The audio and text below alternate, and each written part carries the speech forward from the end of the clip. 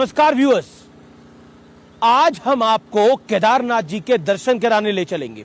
जानने और समझने की कोशिश करेंगे कि बीते 10 साल में केदारनाथ कितना बदल गया है। क्योंकि याद करिए 10 साल पहले जो त्रासदी आई थी, जो त्राहिमाम हुआ था, हजारों लोगों की जान चली गई थी।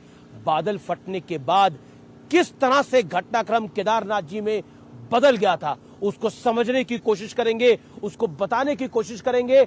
और आज इस समय हम मौजूद हैं फाटा में, और फाटा से हम सीधा चलेंगे इस हेलीकॉप्टर में बैठकर केदारनाथ जी। वहां पर जाके देखेंगे कि बीते 10 साल में केदारनाथ जी कितने बदल गए हैं, यानी वो धाम कितना बदल गया है। बीते 10 वर्ष में कितना काम हुआ है, ग्राउंड जीरो से उसकी सबसे सटीक जानकारी हम आपको देंगे। लेकिन एक पत्थर था, कहते हैं कंकर कंकर शंकर है। एक पत्थर था, एक शिला थी जिसने उस मंदिर को बचा लिया था। वो शिला कौन सी थी, उस शिला का महत्व क्या था, जानने समझने की और सोचने की कोशिश करेंगे कि उस शिला ने कैसे केदारनाथ जी को बचा लिया था। वो शिला क्या वाकई अलौकिक है? देखिए मेरे साथ आज का ये विशेष एडिशन।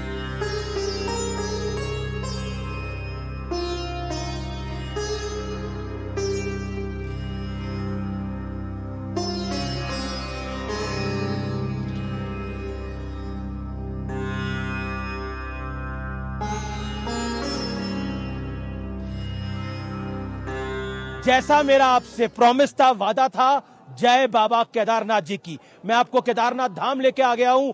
और 10 साल पहले जो महात्रासदी आई थी, उसका असर इतना भयावह था कि कई लोगों की जान चली गई थी, हजारों लोगों की जान चली गई थी। लेकिन अब सरस्वती नदी और मंदाकिनी नदी के ऊपर दीवार बन गई है, यानी 3 लेयर प्रोटेक्शन हो गई है इस भव्य और दिव्य मंदिर की। अब ये धाम और भव्य और दिव्य हो गया है।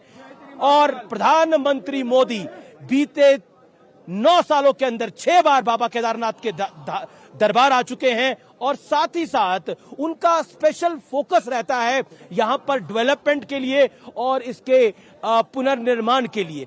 हम कह सकते हैं कि पहले से ज्यादा 10 साल पहले जो था, उससे बहुत भव्य और दिव्य केदारनाथ धाम बन गया है। और मैं इस समय दर्शन करके आ रहा हूं।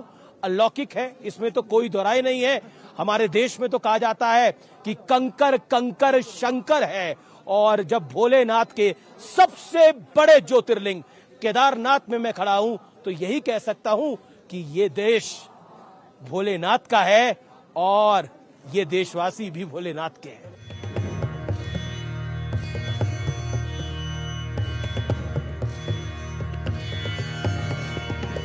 हम जैसा केदारनाथ धाम पे हैं, 10 साल पहले भयावह त्रासदी आई थी। कितनी बड़ी त्रासदी थी वो, और क्या असर था? बहुत विकराल त्रासदी थी, बहुत सब कुछ तहस नहस हो गया था।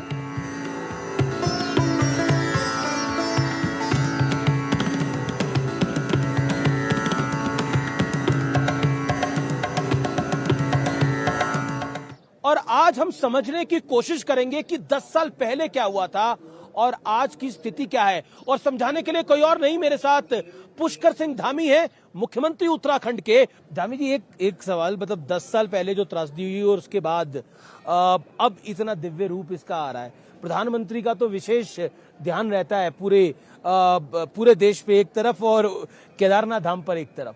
क्या आपको लगता है कि अब ईश्वर न करे, महादेव न करे, इस तरह की त्रासदी आए, लेकिन कभी ऐसा हुआ तो पूरी तरह से सुरक्षित है बाबा का दरबार? बहुत कठिन सफर था और माननीय प्रधानमंत्री नरेंद्र मोदी जी की जो इच्छा शक्ति थी और भगवान महादेव का बाबा केदार के उनके ऊपर विशेष आशीर्वाद था, इसलिए बाबा ने अपने भक्त को ही इस परिसर के पुनर्निर्माण का अवसर प्रदान किया और वो प्रधानमंत्री देश के बने। और उनके बनने के बाद एक नया स्वरूप बाबा केदार का यहाँ पर बन गया है।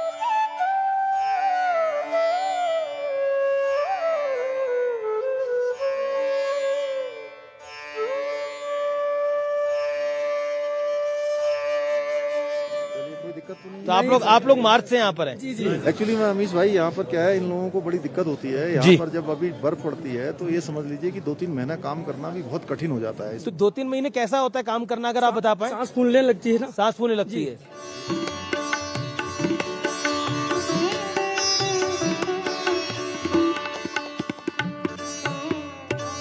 ये सारा जब त्रासदी आई थी उसकी तस्वीरें भी हम देख रहे हैं। जब त्रासदी आई थी तो उसके साथ ये सारा बह गया था। ये पूरा का पूरा सारा क्षतिग्रस्त हो गया था। केवल यहाँ पर जो है ये भगवान का प्रांगण ही शेष रह गया था और वो भीमशिला ने बचाया था। भीमशिला ने आकर जो है सारी जो आपदा का जो आने वाला सैलाब था उस सैलाब को डाइवर्ट किया था और इसको उन्होंने ही पूरी तरह से यहाँ रक्षा हुई थी। ये एक ऐसा कोई काम जिसमें बड़ी कठिनाई आई जिसको करने में? यहाँ के सारे ही काम करना बहुत कठिन काम है और एक चुनौती है, क्योंकि यहाँ पर 6 महीने काम नहीं हो पाता है।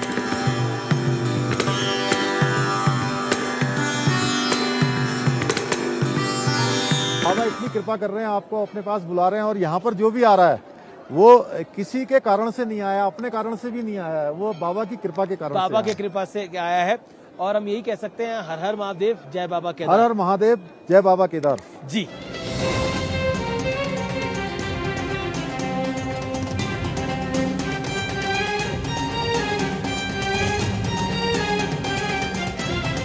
और ये है वो प्रसिद्ध भीमशिला जब 10 साल पहले महात्रासदी आई थी, जिसकी वजह से बाबा केदारनाथ का मंदिर बच गया था। कहते हैं ये शिला यहां पर आके अटक गई और इसने पानी को 2 तरफ बहाव को बहा दिया, जिससे मंदिर बच गया। इसीलिए इस शिला का नाम भीमशिला कर दिया। यह है हिंदुस्तान की अद्भुत आस्था, जिस शिला ने बाबा केदारनाथ की रक्षा करी। आज आप उस शिला को देखेंगे, 10 साल बाद जो बाबा केदारनाथ के धाम आता है वो इस शिला को प्रणाम करके जाता है। ये है भारत की संस्कृति। और मैं बार बार कहता हूं, हम अपना सब कुछ बदल सकते हैं लेकिन अपनी रूट्स यानी अपनी जड़ें नहीं बदल सकते। ये भारत की संस्कृति है। यानी जिस शिला ने रक्षा करी बाबा केदारनाथ के धाम की, मंदिर की, उसकी आज सब पूजा अर्चना करते हैं। ये टीके, ये चंदन, ये रुद्राक्ष, यहां लगातार आप देखते हैं कई पंडित बैठे हुए हैं। ये उसका सबसे बड़ा प्रतीक है और ये प्रतीक है भारतीय संस्कृति का। जो रक्षक होता है उसकी पूजा की जाती है, उसको प्रणाम किया जाता है। इसलिए मैं कहता हूं, भारत के सैनिक, चाहे वो थल, जल या वायु सेना के हो, चाहे वो पुलिस के जवान हो, वो हमारी रक्षा करते हैं। इसलिए उनको सैल्यूट करना बनता है। इसलिए जब लोग सेना पर सवाल उठाते हैं तो मुझे बहुत गुस्सा आता है।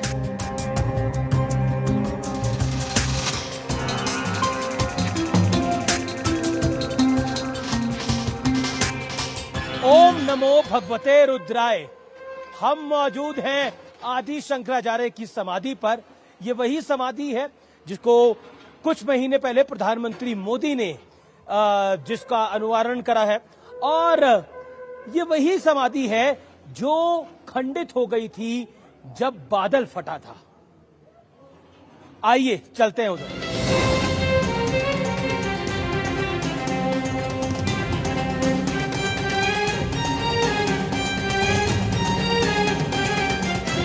तो ये है आदि शंकराचार्य जी की समाधि, जहां पर उनकी मूर्ति का स्थापन किया है। प्रधानमंत्री मोदी ने इसका स्थापन किया था। जय बाबा केदारनाथ की।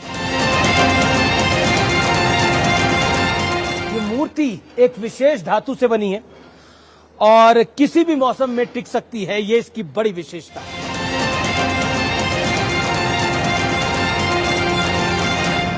बाबा केदारनाथ को प्रणाम कर हम चल दिए वापस देहरादून की तरफ। जय बाबा केदारनाथ की। धन्यवाद, थैंक यू।